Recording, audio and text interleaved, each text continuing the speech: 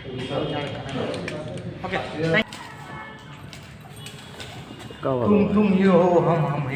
দপ্তর, যে দপ্তরের নাম ট্যুরিজম, একজন মন্ত্রী দপ্তরের দায়িত্ব পালন করছেন।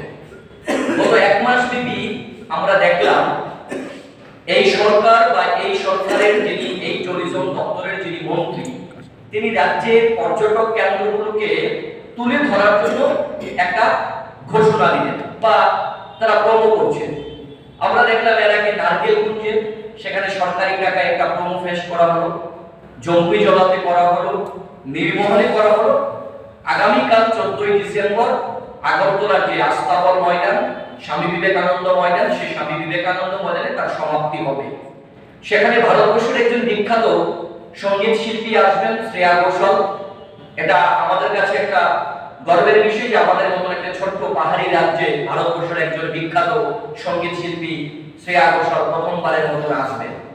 কিন্তু এখানে অনেক প্রশ্ন থেকে যাচ্ছে যে এই ট্যুরিজম করতেটা চাইছেন কি, এই মন্ত্রী বা এই সরকার কি করতে চাইছেন। আগের সরকারের সঙ্গে বর্তমান সরকারের এই ট্যুরিজম নিয়ে বা পর্যটক কেন্দ্রগুলো নিয়ে তাদের মধ্যে কি পার্থক্য। আমরা দেখেছিলাম আগে যে সরকার ছিল রাজ্যে, সেই সরকারের একটা মানসিকতা ছিল যে তারা ভাবতেন যে ট্যুরিজম বা পর্যটক হচ্ছে যে একটা বড় লোকদের, যারা রিচ ফ্যামিলিতে বসবাস করেন বা যারা রিচ ফ্যামিলি, তারাই ট্যুরিজমে আসবেন, মধ্যবিত্ত পরিবারের জন্য না। কিন্তু এই সরকার দেখলাম যে একটু ভিন্ন মানসিকতা।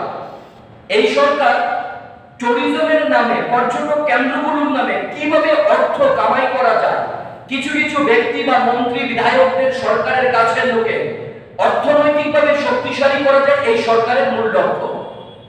কিন্তু আমরা দেখলাম এই যে ট্যুরিজমের নাম নিয়ে এই ট্যুরিজমকে যে তুলে ধরা, সেখানে কি আপনারা দেখেছেন এই যে বছরে যে